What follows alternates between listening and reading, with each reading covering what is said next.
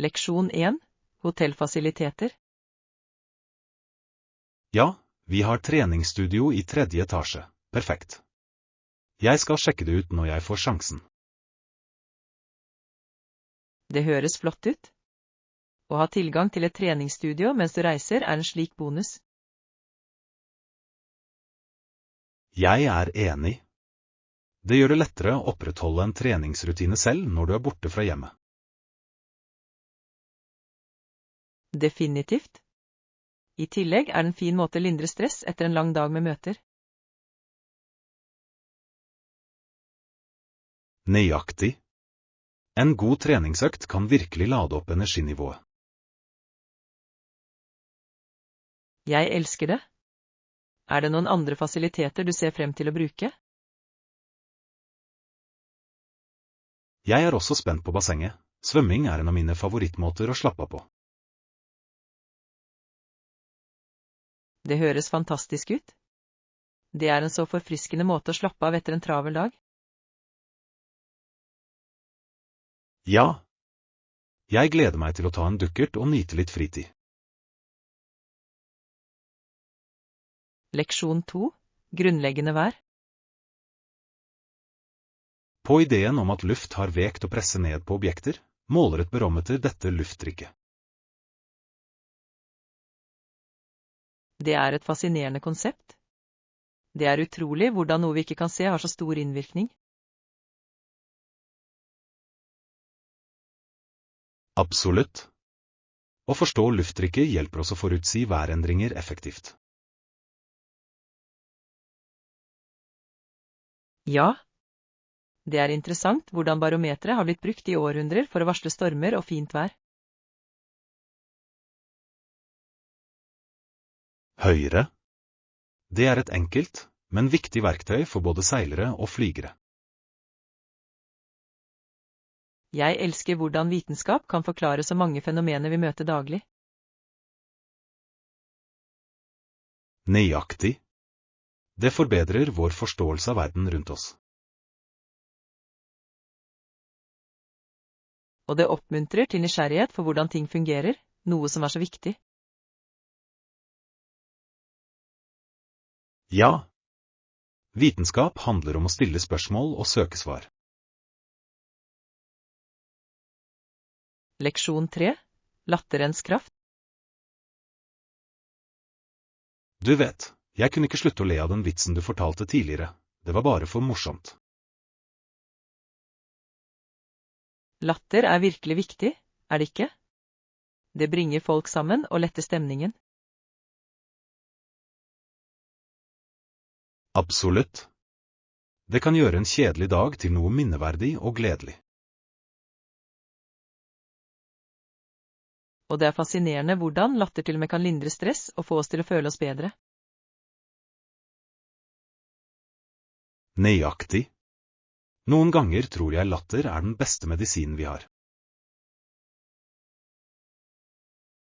Det er det virkelig. Bare det å høre noen le kan løfte humøret ditt umiddelbart. Jeg ler ofte selv av de dummeste tingene, og det føles bare så godt. Og, jeg er helt enig.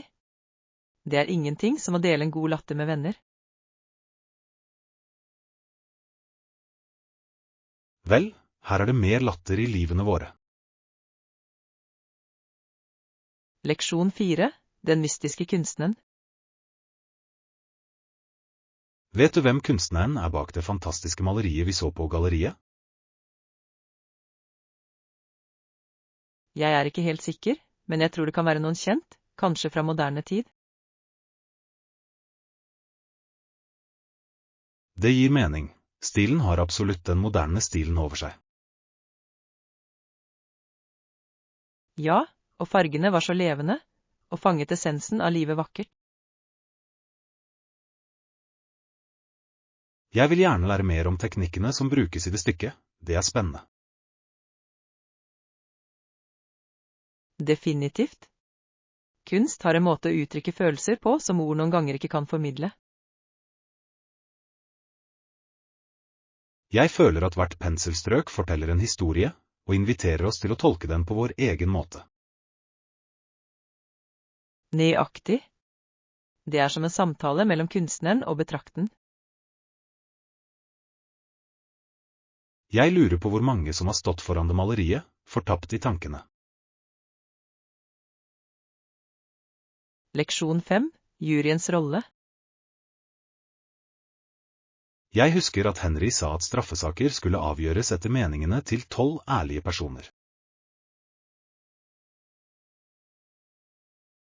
Det er et interessant perspektiv, spesielt med tanke på hvor avgjørende det er å ha rettferdig dømmekraft.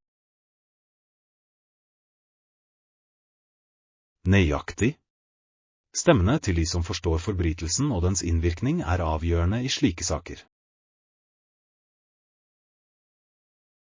Det er fascinerende hvordan jurysystemet er utformet for å reflektere samfunnets samvittighet.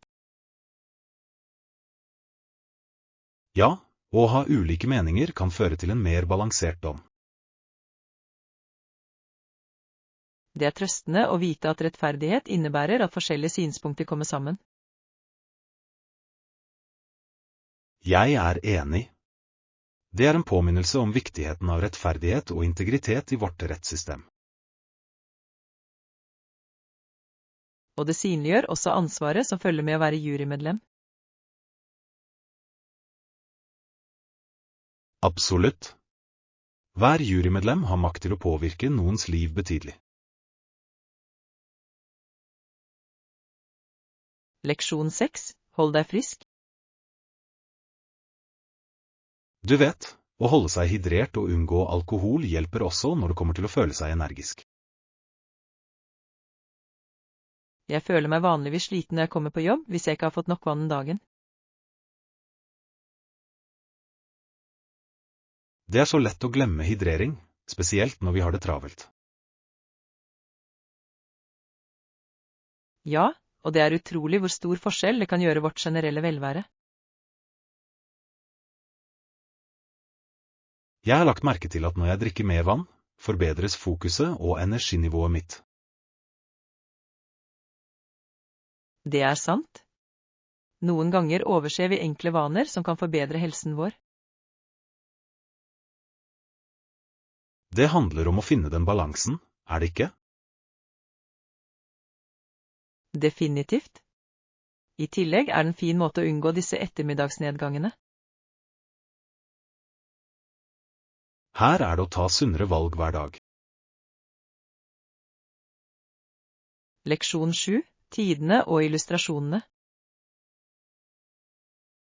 Visste du at The Times var en av de første avisene som inkluderte illustrasjoner? Det er fascinerende. Det må ha endret måten folk konsumerte nyheter på den gang. Absolutt. Den første avisen som brukte illustrasjoner banet vei for moderne journalistikk. Det er utrolig hvordan visuelle elementer kan forbedre historiefortelling og forståelse. Ja, det lar leserne engasjere seg i innholdet på et dypere nivå. Jeg lurer på hvordan leserne reagerte på disse illustrasjonene den gangen. De fant nok mye mer tiltalende enn bare ren tekst. Det er utrolig hvordan innovasjon i media fortsetter å utvikle seg selv i dag. Faktisk. Det handler om å gjøre informasjon mer tilgjengelig og engasjerende. Leksjon 8. Møte på teatret. Hva med å møtes på teatret klokken 19 for det nye showet? Perfekt. Jeg gleder meg til å se den.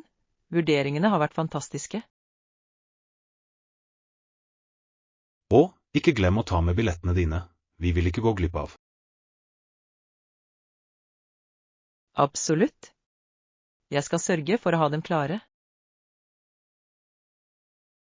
Og kanskje vi kan ta en matbit etterpå? Det høres ut som en god idé. Det blir hyggelig å diskutere showet. Jeg elsker at vi kan dele våre tanker og meninger om forestillinger. Ja, det gjør opplevelsen enda morsommere når du kan snakke om det. Her er en underholdende kveld fylt med latter og gode samtaler. Leksjon 9. Å dyrke indre fred. Ja, jeg har lest om det. Boken handler egentlig om å dyrke indre ro, ikke sant? Nøyaktig. Det understreker viktigheten av oppmerksomhet i hverdagen vår. Jeg synes det er fascinerende, spesielt i dagens fartsfylte verden. Det er så lett å bli fanget av stress og glemme å ta et øyeblikk for oss selv. Ja, å praktisere mindfulness kan bidra til å gjøre oss og forbedre vårt generelle velvære. Jeg er enig. Bare å ta noen dype åndedrag kan gjøre en betydelig forskjell. Det er et enkelt, men kraftig verktøy som mange overser. Absolutt. Å finne indre ro kan føre til et mer tilfredsstillende liv. Her er det å omfavne mindfulness og finne glede i de små tingene. Leksjon 10. Administrere tidsfrister. Men det er så vanskelig når det er så mange frister å overholde, synes du ikke? Jeg forstår fullt ut, det kan være overveldende til tider. Ja, og presset kan virkelig påvirke produktiviteten og trivselen vår. Jeg synes det er utfordrende å holde fokus når jeg sjonglerer med flere oppgaver. Nøyaktig. Det er viktig å prioritere og administrere tiden vår effektivt. Jeg lager ofte lister for å holde styr på hva som må gjøres først. Det er en flott strategi. Det hjelper å visualisere alt vi trenger å oppnå. Ja, og det gir en følelse av tilfredshet når vi krysser av. Her er det viktig å finne balanse selv i de travleste tider. Leksjon 11. Pendlerrealiteter. Det avhenger av trafikken, men det dreier seg om en 15 minutters kjøretur utenom rushtiden.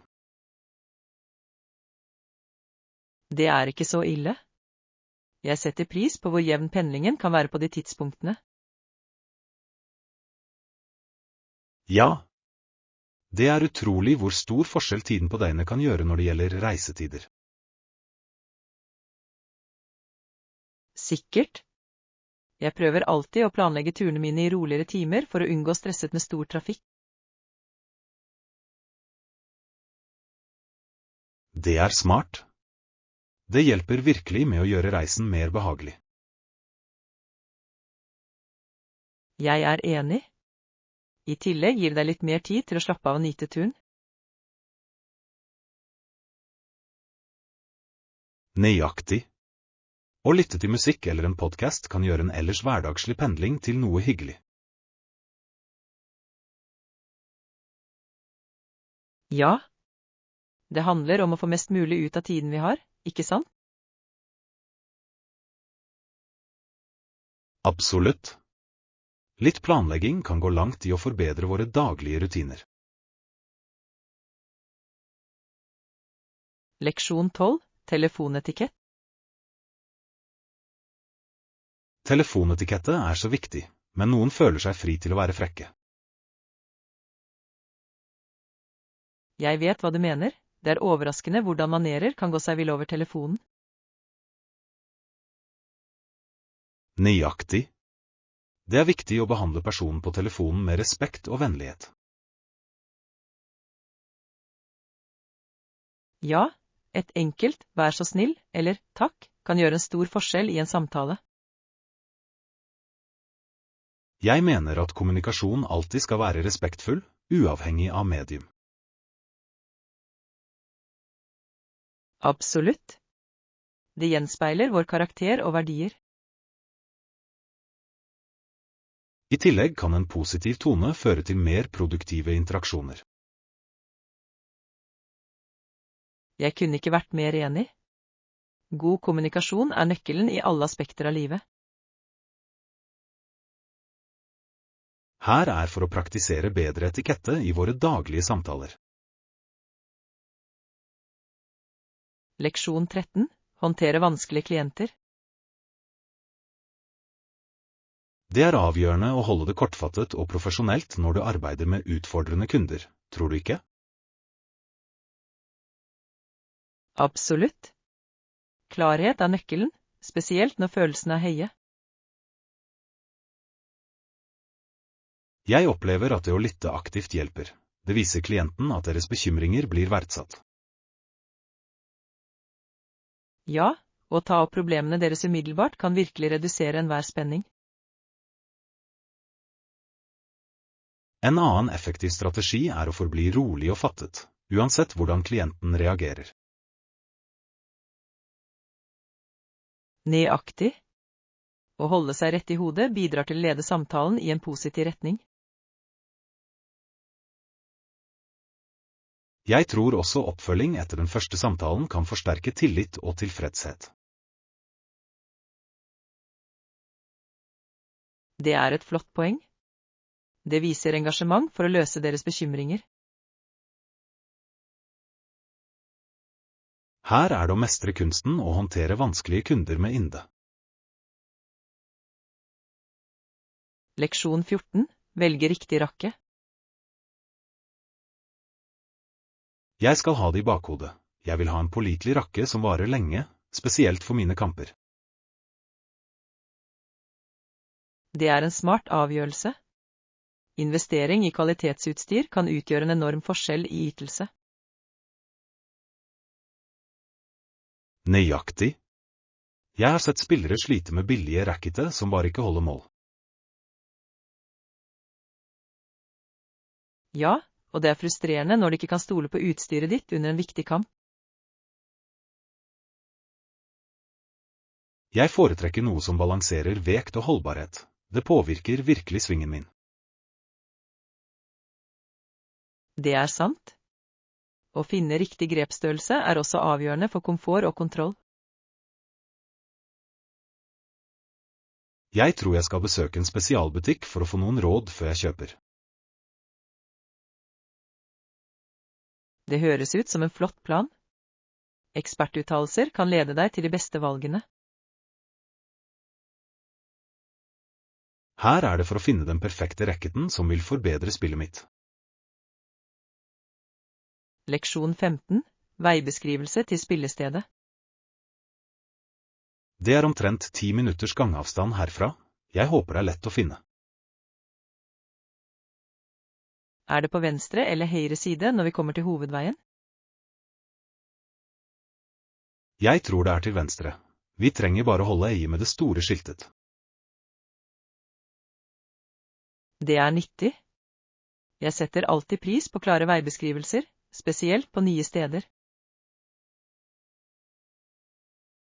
Ja, å gå seg vil kan være så vanskelig når du har det travelt.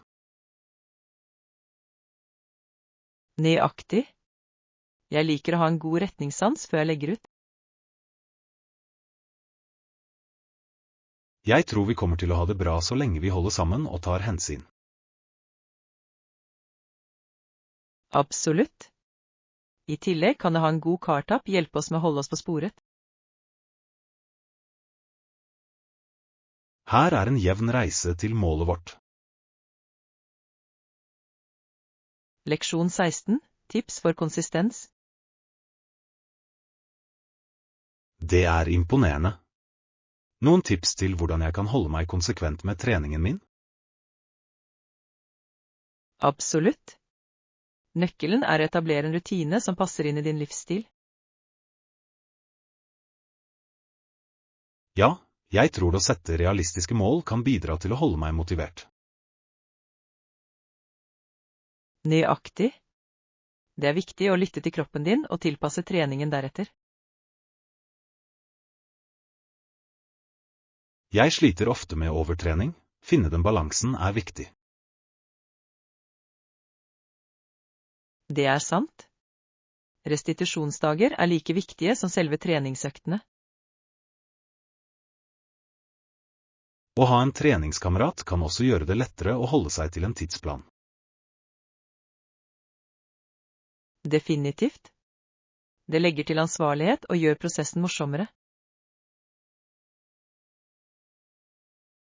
Her er for å forbli forpliktet til treningsreisene våre. Leksjon 17. Omfavne eventyr. Ikke ennå, men jeg er alltid klar for et eventyr. Hva med deg? Jeg elsker å utforske nye steder. Noen planer for en tur snart? Jeg har tenkt på fotturer i fjellet. Naturen ville være fantastisk. Det høres fantastisk ut. Frisk luft og vakker utsikt er alltid en flott kombinasjon. Ja, og det er en fantastisk måte å koble fra daglig stress. Jeg er enig. Naturen har en måte å forringe sinnet og ånden på. Har du noen favorittursteder du vil anbefale? Absolutt. Det er en sti ikke langt herfra som tilbyr fantastiske utsikter. Her er for å planlegge vårt neste eventyr sammen. Leksjon 18. Justere komforten. Jeg har lagt merke til at det føles litt kaldt her inne. Kan du heve temperaturen litt? Ja da, jeg kan justere det. Komfort er nøkkelen, spesielt når vi prøver å slappe av. Takk. Jeg foretrekker alltid en koselig atmosfære, spesielt når vi har en hyggelig samtale. Jeg er helt enig. En behagelig setting gjør hele forskjellen i å nyte tiden vår sammen. Jeg vil sette pris på om du øker den litt mer. Jeg vil føle meg helt rolig. Ikke noe problem i det hele tatt. Jeg skal sørge for at det passer for oss begge. Perfekt. Jeg tror det virkelig vil bidra til å sette stemningen for chatten vår. Akkurat. Å føle seg koselig kan inspirere til dypere samtaler, tror du ikke? Ja, det skaper et varmt miljø hvor vi kan åpne opp uten distraksjoner. Leksjon 19. Pakking for eventyr. Når vi gjør oss klare for turen, la oss huske å pakke med oss nødvendigheter som solkrem, en lue og lette klær for det varme været. Flott idé. Å beskytte oss mot solen er avgjørende, spesielt når vi skal være mye utendørs. Akkurat, jeg vil ikke ende opp med en solbrenthet som ødelegger eventyrene våre.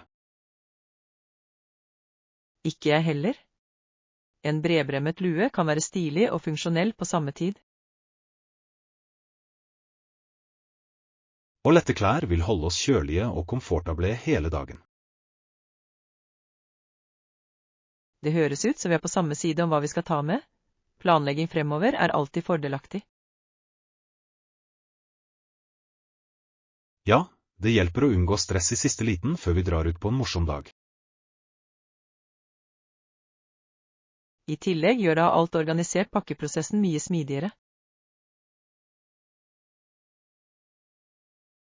Jeg er enig, det er alltid tilfredsstillende å krysse av for varer på pakkelisten vår. Leksjon 20. Omfavne minimalisme. Jeg har tenkt på ideen om et statementstykke til garderoben min. Hva synes du? Jeg liker den ideen. Et dristig statementstykke kan virkelig forbedre et antrekk og vise frem personlighet. Definitivt.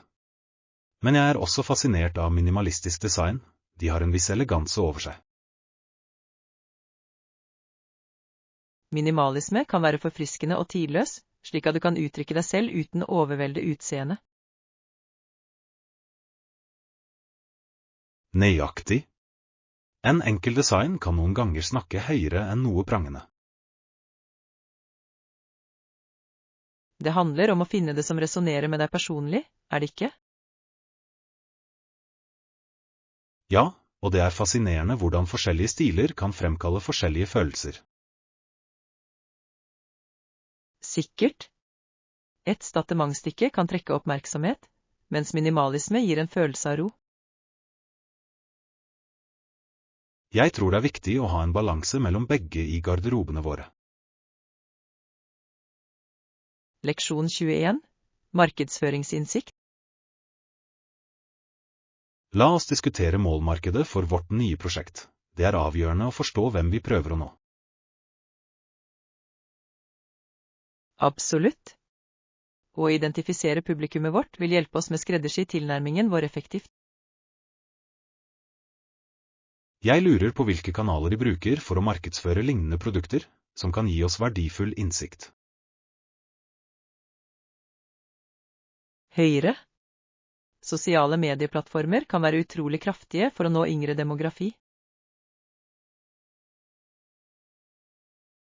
Ja, og e-postmarkedsføring kan være mer effektiv for eldre målgrupper som foretrekker direkte kommunikasjon. Det handler om å vite hvor våre potensielle kunder bruker tiden sin og hvordan de engasjerer seg med merkevarer.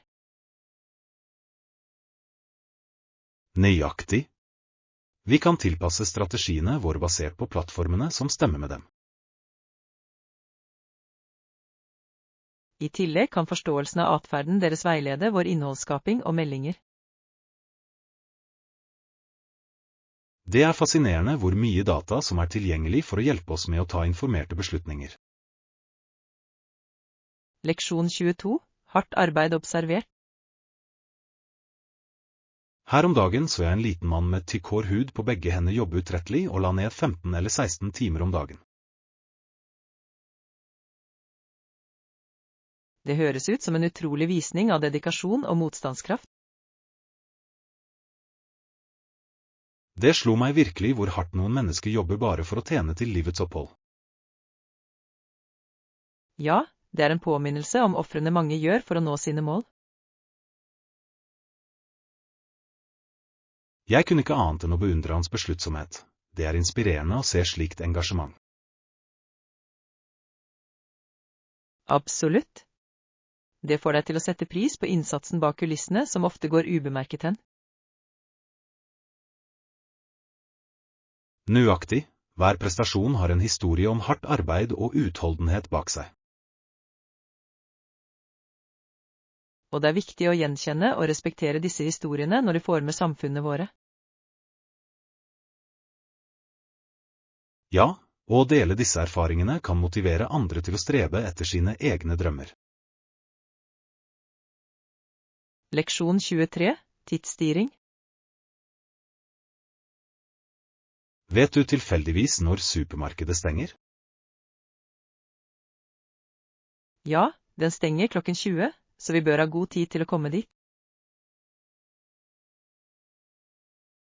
Det godt å vite. Vi kan ta oss god tid og ikke forhaste oss gjennom shoppingen vår. Nøyaktig. Det fint å ha et lite pusterom når du gjør våre valg. I tillegg gir oss en sjanse til å utforske forskjellige ganger og oppdage nye produkter. Ja, shopping kan være et morsomt eventyr hvis vi tar det sakte og nyter opplevelsen. Jeg liker ideen om å surfe i stedet for bare å ta tak i det som på listen vår raskt. Absolutt. Noen ganger finner vi uventede perler når vi ikke har det travelt. Og det gjør at hele opplevelsen føles morsommere og mindre som et ork. Leksjon 24. Striving for peace. I dagens verden føles jakten på varig fred mellom oss selv og med alle nasjoner mer avgjørende enn noen gang. Jeg helt enig. Det er viktig å fremme forståelse og medfølelse i samhandlingene våre. Ja, og skikkelser som Winston Churchill minner oss om viktigheten av diplomati og dialog. Absolutt. Hans vekt på samhold og samarbeid er en lærdom vi alle bør omfavne. Det er inspirerende å tenke på hvordan vi kan bidra til en fredelig sameksistens i lokalsamfunnene våre. Ja, hver eneste lille handling teller, enten det er å fremme godhet eller å stå opp mot urettferdighet. Nøyaktig. Vi har alle en rolle å spille i å bygge en mer harmonisk verden. Og det starter med å forstå ulike perspektiver og finne felles grunnlag. Det er en reise, men hvert skritt vi tar bringer oss nærmere en lysere fremtid. Leksjon 25. Ta tak i sikkerhetshensyn. Har du hørt om de svært usikre bygningene i vårt område? Ja, det er alarmerende hvordan noen strukturer fortsatt står til tross for at de er i så dårlig forfatning. Det vekker alvorlige bekymringer for sikkerhet og behovet for riktige forskrifter. Absolutt. Et tilbakeslag ligner på en bestikkelse, bortsett fra at tjenestemannen mottar en del av betalingen i retur for å ignorere sikkerhetsprotokoller. Det er frustrerende å tenke på at grådighet kan kompromittere velværet til så mange mennesker. Ja, og det fremhever viktigheten av ansvarlighet i systemene våre. Vi må gå inn for sterkere sikkerhetsstandarder for å beskytte lokalsamfunnene våre. Definitivt. Alle fortjener å føle seg trygge i sine hjem og omgivelser. Det er avgjørende for oss å øke bevisstheten om disse problemene og presse på for endring. Leksjon 26. Campus Essentials. Jeg hørte at det er en bokhandel hvor elevene kan kjøpe lærebøkene sine. Har du vært der ennå? Ja, det er et flott sted. De har et bredt utvalg, og det er veldig praktisk for studenter. Det er godt å vite. Det sparer tid og energi når du kan finne alt på et sted. Nøyaktig. I tillegg er det hyggelig å støtte lokale bedrifter som imøtekommer våre utdanningsbehov. Jeg er enig. Det er avgjørende å ha ressurser lett tilgjengelig, spesielt i travle semestre. Og apropos ressurser, jeg har hørt at det er en kroppsøvingsbygning på campus også. Ja, det er fantastisk. Å ha tilgang til treningsfasiliteter er viktig for å opprettholde en balansert livsstil. Absolutt. Det oppmuntrer elevene til å holde seg aktive og ta vare på helsen sin. I tillegg kan det å delta i fysiske aktiviteter være en fin måte å lindre stress. Leksjon 27. Sportsutstyrseventyr. Jeg pleier å gå til en lokal sportsbutikk som har et bredt utvalg av utstyr til ulike aktiviteter. Det høres flott ut. Hvilke typer sportsutstyr tilbyr de? De har alt fra joggesko til yogamatter, og til og med sykler for de som elsker å sykle. OAO, det dekker mye. Det er alltid hyggelig å ha alternativer når du skal velge utstyr. Nøyaktig. Jeg finner ofte unike varer der som jeg ikke ville sett i større kjedebutikker. Det er et stort pluss.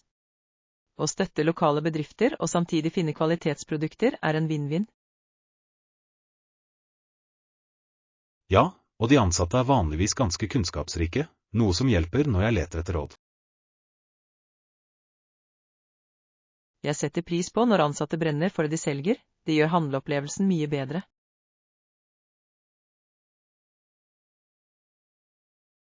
Absolutt. Dessuten har de ofte salg og kampanjer som gjør det enda mer fristende å handle der. Leksjon 28. Helseproblemer. Jeg har lagt merke til at noen fortsatt røyker i husene sine, og barna deres puster inn røyken. Det er virkelig bekymringsfullt, er det ikke? Barn skal ikke måtte lide konsekvensene av voksnes valg. Jeg er helt enig. Effektene av passiv røyking kan være skadelig for helsen deres. Ja, og det er så viktig for foreldre å være klar over miljøet de skaper for barna sine.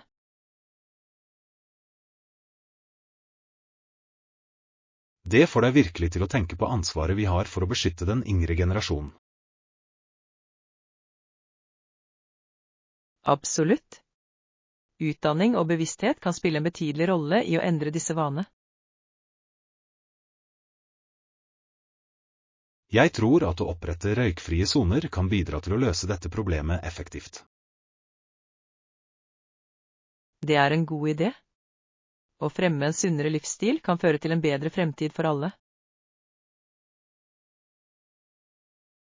Ja, og oppmuntre til åpne samtaler om disse emnene kan bidra til å skifte perspektiver. Leksjon 29. Forespørsel om hotelltjenester.